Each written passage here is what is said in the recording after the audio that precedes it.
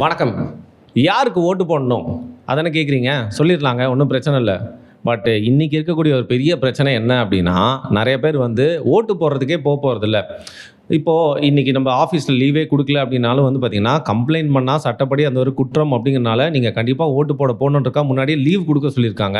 பல இடங்கள்ல வந்து குடுத்தாலும், சில இடங்கள்ல வந்து பார்த்தீங்கன்னா, அப்யூஸ் பண்ணி லீவ் குடுக்காம இருக்காங்க.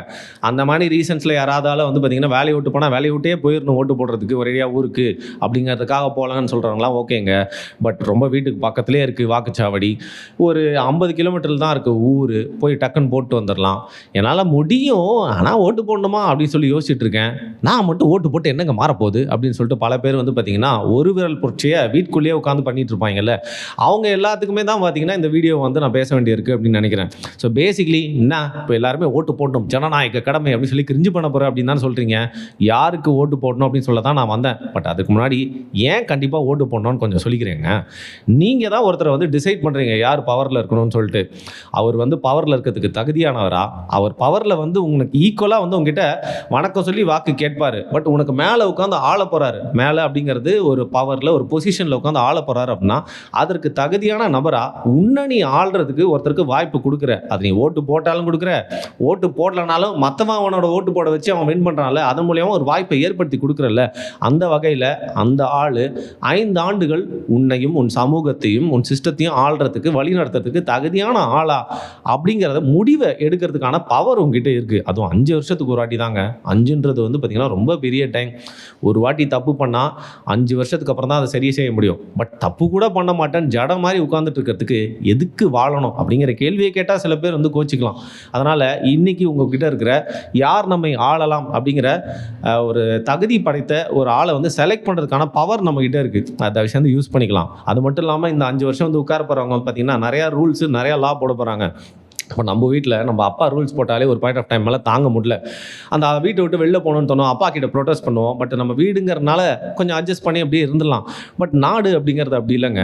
இங்கே போடக்கூடிய ரூல்ஸு, லாஸு, என்ஃபோர்ஸ் பண்ணக்கூடிய விஷயங்கள் எல்லாமே வந்து பார்த்தீங்கன்னா, ஒருத்தன் தந்தோன்றித்தனமாக வந்து அவனோட சுயலாபத்துக்காக மட்டும் போட்டுகிட்டே இருந்தான் அப்படின்னா, அந்த ரூல்ஸ், லாஸ் ஒரு முட்டாள் வந்து தலைவராக இருக்கான்னு வச்சுக்கோயேன், அவன் போடுற ரூல் வந்து லா வந்து பார்த்தீங்கன்னா உன்னை ஆளப்போகுது அடுத்த 5 வருடம். ஒரு முட்டாள் இடக்கூடிய கட்டளையினால அந்த கட்டளை வந்து உன்னை 5 வருஷம் வாழ்க்கை எப்படி இருக்க போகுதுன்னு சொல்லிட்டு டிசைட் பண்ண போகுது அப்படின்னா, அதற்கான வழியை நம்மளே வந்து ஏற்படுத்தி கொடுக்கலாமா? அதனால் இந்த பவரை கொஞ்சம் யூஸ் பண்ணிக்கலாமே அப்படிங்கிறது தான் வந்து பார்த்திங்கன்னா, ஓட்டு நம்ம கண்டிப்பாக போட வேண்டியதுக்கான ஒரு அவசியம் அப்படின்னு எனக்கு தோணுது. ஒரு இடத்துல வந்து இல்லாதப்போ தான் அந்த இடத்தோட அருமை தெரியும்னு சொல்லுவாங்க. ஒரு நபர் இல்லாதப்போ தான் அவங்களோட அருமை தெரியும்னு சொல்லுவாங்க. நிஜமாவே சொல்கிறேங்க. நம்மளோட நாட்டில் வந்து பார்த்திங்கன்னா நிறைய குறைகள் இருக்கலாம். அது மட்டும் இல்லாமல் சில வெளிநாடுகளுக்கெலாம் நீங்கள் போயிட்டு வந்துட்டீங்க டூருக்கு, இல்லை நம்மளுடைய நண்பர்கள் சொந்தக்காரங்க எல்லாம் வெளிநாட்டில் வாழ்ந்துட்டு வந்து அப்படி இருக்கு இப்படி இருக்குன்னு சொல்கிறான். நம்ம ஊருக்கு வரத்துக்கு பயந்துட்டு அங்கேயே செட்டில் ஆகிறான் அப்படின்னு வச்சுக்கோங்களேன்.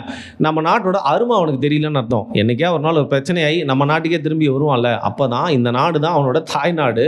உனக்கு பிடிக்குதோ பிடிக்கலையோ இதுதான் நம்மளோட நிலம் அப்படிங்கிறது ஒரு கசப்பான ஒரு அனுபவத்தோட புரிஞ்சுக்கிறதோட, நம்ம நாடு அதன் அருமை இங்கே வந்து பார்த்தீங்கன்னா இருக்கிற நிறைய நல்ல விஷயங்கள் பல நாட்டில் கனவாக இருக்குது அப்படிங்கிறதெல்லாம் யோசிச்சு பார்த்தீங்கன்னா, அந்த அருமை புரிந்து இந்த டெமோக்ரஸி அப்படிங்கிற சிஸ்டமை மதிக்க ஆரம்பிங்க.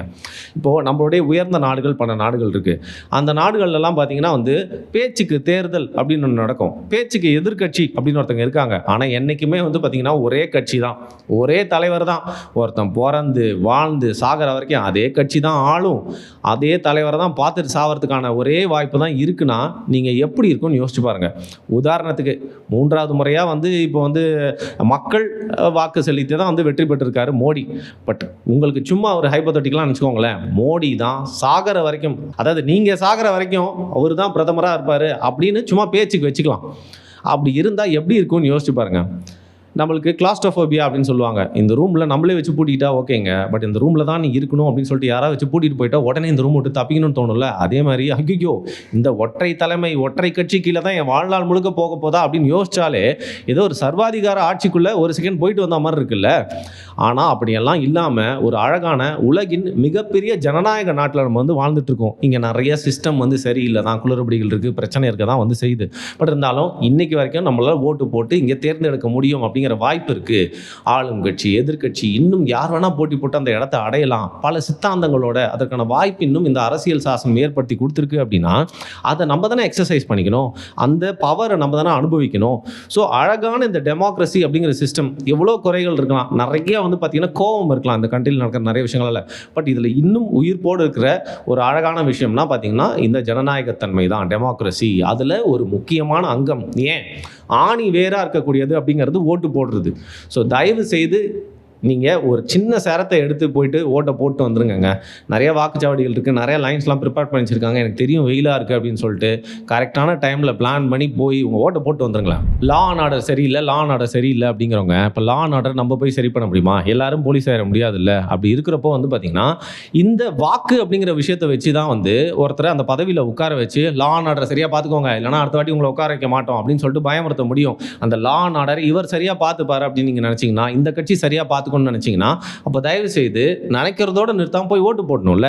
அது மட்டும் இல்லாமல் இப்போ ரீசெண்ட் டைம்ஸில் கேஸ் பிரச்சனைலாம் எவ்வளோ போயிட்டு இருக்குன்னு உங்களுக்கு தெரியும். அந்த பெட்ரோல் ப்ரைஸ் வந்து நம்ம இன்னும் அமுக்கவே ஆரம்பிக்கல. ஜஸ்ட் ஒரு 2 நாள் இல்லை அப்படின்னு நம்மளுக்கு தோன்றப்போ நம்ம போயிட்டு க்யூவில் நின்று வாங்க ட்ரை பண்ணுறோம். பட் நம்மளால் வாங்க முடியாத அளவுக்கு விலைவாசி ஏறிடுச்சுன்னா, அது மட்டும் இல்லாமல் ரோடு, வாட்டரு அண்ட் எலக்ட்ரிசிட்டி இந்த மாதிரி எல்லா விஷயங்களும் நம்மளுக்கு தொடர்ந்து கிடச்சிட்டே இருக்குது. கிடைக்கிறது வந்து சரியாக இல்லாமல் நின்று போச்சுன்னா, இல்லை நம்மளுக்கு அதிகமான காசு கொடுத்து தான் இதெல்லாம் வாங்க முடியுன்ற மாதிரி ஆயிடுச்சுன்னா, இது எல்லாத்தையும் டிசைட் பண்ணுறவங்க யாருன்னு பார்த்தீங்கன்னா இப்போது நீங்கள் ஓட்டு போடாமல் இருந்து ஒருத்தர் போயிட்டு இந்த பதவியில் உட்கார போகிறார்ல அவர் தான். ஸோ அப்பேற்பட்ட ஒரு ஆள் இந்த விஷயங்கள் எல்லாத்தையும் உங்களை அஃபெக்ட் பண்ணுது. அதாவது வேலை வாய்ப்புகள், பொருளாதாரம், அது மட்டும் இல்லாமல் இன்னும் நிறைய விஷயங்களை சொல்லிகிட்டே போகலாம். இப்பேற்பட்ட விஷயங்கள்லாம் நம்மளை கண்டிப்பாக அஃபெக்ட் பண்ணலையான்னு கேட்டால் நான்லாம் சமூகத்தில் இதெல்லாம் கண்டுக்க மாட்டேப்பா, நான் பாட்டு இருப்பேன் அப்படின்னு சொல்லிட்டு அவன் பாட்டு அலூஃபாக இருக்கிற நிறைய ஆட்களை கூட இது அஃபெக்ட், நான் சொல்ல ஏதாவது ஒரு விஷயம் வந்து அஃபெக்ட் பண்ணும். ஸோ அப்போ அந்த நேரத்தில் வந்து புலம்ப மட்டும்தான் முடியும். அப்போ அந்த நேரத்தில் புலம்புறப்போ அட்லீஸ்ட் நான் ஒரு முடிவு எடுத்தேன், நான் போயிட்டு ஒரு சேரத்தை எடுத்து ஒரு விஷயம் பண்ணேன், நான் ஒரு எஃபர்ட் போட்டேன் அப்படின்னு எனக்கு தோணணும்ல. அதுதான் இந்த ஓட்டு. அதையும் பண்ணாமல் நான் புலம்பிக்கிட்டே இருந்தேன் அப்படின்னா கோவம் யார் மேலே திரும்ப வரும்? அப்போ யார் ஆண்டுட்டு இருக்காங்களோ அவங்க மேலே இல்லை, உங்கள் மேலேயே உங்களுக்கு வரும். நீங்களே உங்களை வெறுக்காமல் இருக்கணும்னா தயவு செய்து போய் ஓட்டு போடுங்க. குறிப்பாங்க ஏதோ ஒருத்தர், அதாவது இவர் தான் நல்லவர், இவர் தான் சிறந்தவர் அப்படின்னு யாரையுமே சொல்ல முடியாது. இவர் வந்து இருக்கலே ரொம்ப கேவலமானவர் அப்படின்னு யாரையும் சொல்ல முடியாது. ஆனாலும் நீங்கள் ஒரு வாய்ப்பு ஒருத்தர் கொடுத்துருப்பீங்க, அவர் அந்த வாய்ப்பை சரியாக பயன்படுத்தியிருக்க மாட்டார். அது மட்டும் இல்லாமல் இந்த வாய்ப்பு அப்படிங்கிறது எவ்வளோ பேரோட கனவு. கஷ்டப்பட்டு தானே எல்லாருமே போய் வந்து ஒருத்தரோட நம்பிக்கையை வச்சு அவர் ஓட்டு போட்டு நல்லது செய்வாருன்னு சொல்லிட்டு அவர் ஜெயிக்க வைக்கிறாங்க. பட் அந்த 5 வருஷத்தில் நல்லது செய்யலை அப்படின்னா அவரை தண்டிக்கிறதுக்கு மீண்டும் ஒரு வாய்ப்பு வருது. அவரை தண்டிக்கிறதுக்கான வாய்ப்பை நீங்கள் ஏன் பயன்படுத்தக்கூடாது? தண்டிக்க மாட்டாங்க, மறந்துடுவாங்க, அதுக்காக ஒரு சிரமம் எடுத்து வந்து ஓட்டு கூட போட மாட்டான்னு தெரிஞ்சால் இந்த 5 வருடம் ஆண்டார்ல கேவலமாக, அதாவது யாராக வேணா இருக்கட்டும், அவங்களுக்கு திரும்பவும் நம்ம ஆளலாம். இவனுக்கு தான் வந்து சொரணே இல்லை அப்படின்னு நினச்சிப்பாங்கல்ல. இன்னொரு பக்கம் யாராவது ஒருத்தர் ஈவில்லே கம்மி ஈவில் அப்படின்னு சொல்லுவாங்க இல்லையா, அந்த மாதிரி யாராவது ஒருத்தரை தேர்ந்தெடுத்து அவங்களுக்கு வாய்ப்பு கொடுக்குற பவரும் உங்களுக்கு இருக்குன்னா அதையே நம்ம யூஸ் பண்ணாமல் இருக்கணும். மேலை நாடுகள் நீங்கள் சொல்லப்படுற அமெரிக்காவில் கூட வந்து பார்த்திங்கன்னா பெண்களுக்கு ஓட்டு போடுறதுக்கு ரொம்ப லேட்டாக தான் உரிமை கொடுத்தாங்க. பட் நம்ம ஊரில் அம்பேத்கர் வந்து ஃபைட் பண்ணி, அதாவது ரூல்ஸ் மூலியமாக ஃபைட் பண்ணி வந்து பார்த்திங்கன்னா அவன் எல்லாருமே ஓட்டு போடணும்னு ரொம்ப கஷ்டப்பட்டு சண்டை போட்டு இந்த உரிமையை நம்மளுக்கு வாங்கி கொடுத்துருக்காங்க. அதனால் போகிற போக்கில் லெஃப்ட் ஹேண்டில் இந்த ஓட்டு போடுற உரிமையை வந்து தூக்கிட்டு போகிறது அப்படிங்கிறது ரொம்ப கேவலமாக இருக்குது அப்படின்னு வந்து சொல்லலாம். இன்னொரு விஷயம், அந்த ஒரு ஓட்டு என்ன மாற்ற போகுது அப்படிங்கிற ஒரு மைண்ட் செட் தாட் வந்து பார்த்திங்கன்னா எனக்கும் நிறைய வாட்டி வந்து போயிருக்கும், உங்களுக்கும் நிறைய வாட்டி வந்து போயிருக்கும். பட் நம்ப மாட்டீங்க, போன எலெக்ஷனே வச்சுப்போம்ல, அதாவது நம்மளோட சட்டமன்ற தேர்தலே எடுத்துக்கலாம், அதில் பல பேர் தோத்தாங்கல்ல. எத்தனை ஓட்டில் தோற்றுருப்பாங்கன்னு நீங்கள் நினைக்கிறீங்க? சில பேர் வந்து 1000 ஓட்டு, சில பேர் வந்து 100, சில 100 ஓட்டு வித்தியாசத்தில் இப்படிலாம் வந்து தோற்றுருக்காங்க. ஸோ இந்த நீங்கள் போட போகிற ஓட்டு அப்படிங்கிறது நிஜமாகவே லட்சக்கணக்கான மக்கள் வாழக்கூடிய அந்த கான்ஸ்டியூன்சியை டிசைட் பண்ணுற ஒரு விஷயம். ஸோ இது இன்னும் ஒரு ஜனநாயக திருவிழா அப்படிங்கிறது ஒரு விளையாட்டுக்கு இல்லை. இன்றைக்கி வந்து லீவ் விடுவாங்க, ஓட்டு போடணும், ஓட்டு நியூஸ்லாம் வந்துகிட்டே இருக்கும், யார் ஜெயிச்சாப்பா அப்படின்னு வீட்டில் இருந்து எத்தனை சதவீதம் ஓட்டு விழுந்துச்சு, வெயிலுக்கு அப்புறம் யாரெல்லாம் வந்து ஓட்டு போட்டா, இப்படி மாதிரி ஒரு சாங்கிய மாதிரி சடங்கு மாதிரி அதை பார்க்குறதுங்கிறது வந்து பார்த்திங்கன்னா ரொம்ப தப்பு. ஸோ உங்களுடைய அந்த ஒரு ஓட்டு நிஜமாகவே ஒரு பெரிய மாற்றத்தை ஏற்படுத்தும். சிறு துளி பெருவெள்ளம் அப்படிங்கிறத உணர்ந்து பார்த்தா தான் புரியும். ஸோ நீங்கள் போயிட்டு ஓட்டு போட்டு உங்களுக்கு பிடிச்சி நீங்கள் போட்ட கேண்டிடேட்டே ஜெயிச்சிட்டாரு, அவர் ரொம்ப டிசர்விங் கேண்டிடேட்னா அந்த ஒரு திருப்தி இருக்குல்ல, அதை நீங்கள் வந்து ஒரு வாட்டி எக்ஸசைஸ் பண்ணி பார்த்தா தான் தெரியும்.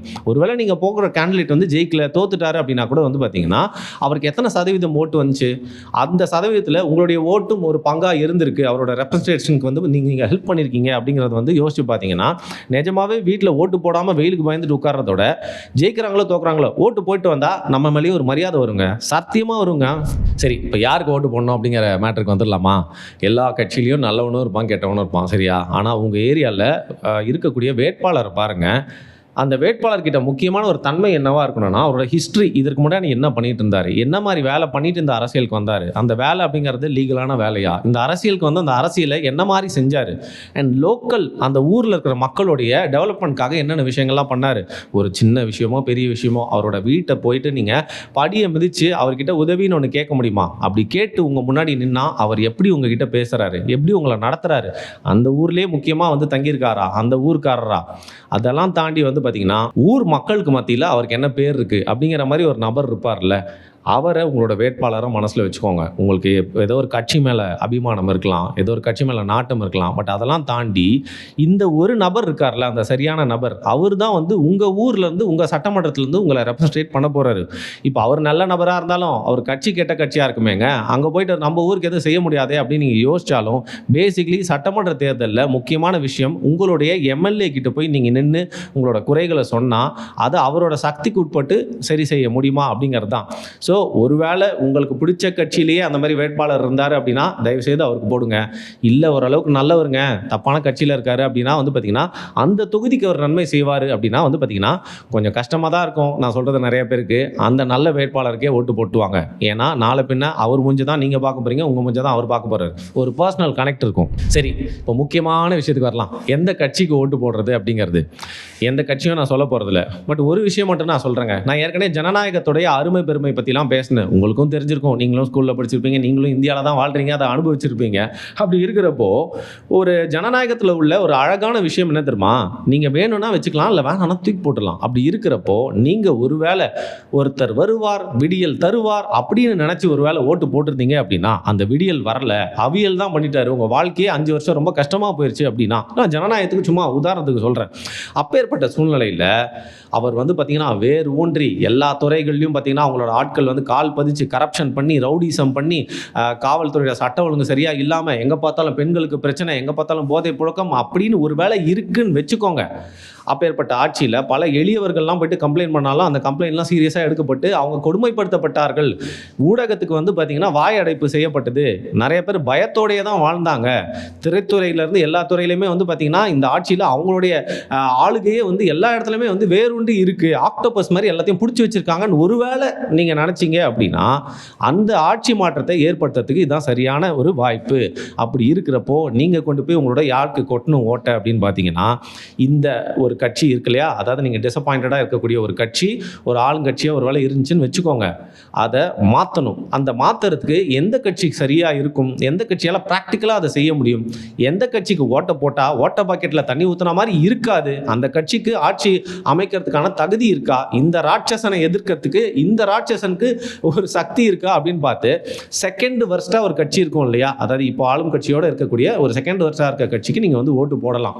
அப்படிங்கிறது எந்த கட்சிக்கு ஓட்டு போடலாம் அப்படிங்கிறத வந்து ஜனநாயகத்தின்படி பார்த்தா வந்து இப்பேற்பட்ட ஒரு பார்வையில் பார்க்கறது தான் சரி அப்படின்னு எனக்கு தோணுது. இதில் நான் நிஜமாவே நோட்டாவை பற்றி சொல்லி ஆகணும். நிறைய பேர் சொல்லுவாங்க நோட்டாக்கு ஓட்டு போட்டால் வேஸ்ட்டு அப்படின்னு சொல்லிட்டு. ஸோ நோட்டாக்கு ஒருத்தர் போடணும்னு நினைக்கிறாருன்னா நிஜமாவே எந்த வேட்பாளர்லையுமே பார்த்தீங்கன்னா ஒரு திருப்தியில் தான் போடுறாரு, அவரோட ரைட்டு. அதை ரைட்ஸை காமிக்கிறதுக்காக போயிட்டு வீம்புக்கு போட்டேன்றது மட்டும் இல்லாமல் உங்களுடைய ஓட்டை வேற யாராவது போடுறதுக்கு இவ்வளோ சிஸ்டங்கள் ஸ்ட்ரிக்டாக இருந்தாலும் உங்கள் ஓட்டை கள்ள ஓட்டை யாராவது யூஸ் பண்ணுறதுக்கான நிறைய வாய்ப்புகள் இருக்குது. ஸோ அவங்களுக்கு அந்த வாய்ப்பை கொடுக்காம உங்களுடைய பேரில் வேறு யாரோ ஓட்டு போட்டாங்கன்ற அசிங்கத்தை வந்து ஏற்பட விடாமல் வந்து பார்த்தீங்கன்னா பண்ணுறதுக்கான ஒரு நல்ல வழி தான் அந்த நோட்டா. ஸோ உங்களுக்கு நிஜமாவேங்க நல்லா யோசிங்க, உங்களோட கேண்டிடேட்டில் யார் இருக்கிறதுலே கம்மி வர்ஸ்ட்டு அப்படின்னு பார்த்து அவருக்கு ஓட்டு போடுங்க. அப்படி மனசே இல்லை, அவர் கூட போட கை வரலைங்க அப்படின்னா போயிட்டு நோட்டாக்காவது போட்டு வாங்க. அட்லீஸ்ட் அந்த எஃபர்ட்டாவது எடுங்க. அதையும் தாண்டி சொல்லக்கூடிய ஒரு விஷயம், இன்னும் 2 விஷயத்தை மட்டும் சொல்லி முடிச்சிடுறேன்.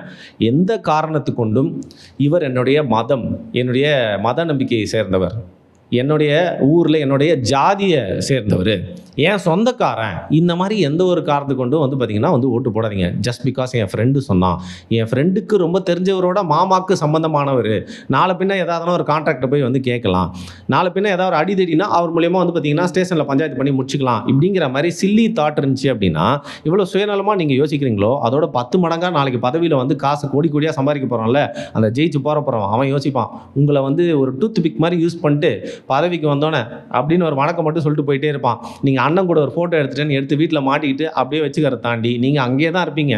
ஆனால் அவரெல்லாம் எங்கே போகணுமோ அங்கே போகிறது மட்டும் இல்லாமல் ஊரே கொள்ளடிச்சு ஃப்யூச்சரில் உங்களோட சந்ததிகள் அந்த ஊரில் வாழாத லெவலுக்கு பண்ணிட்டு போயிடுவார்.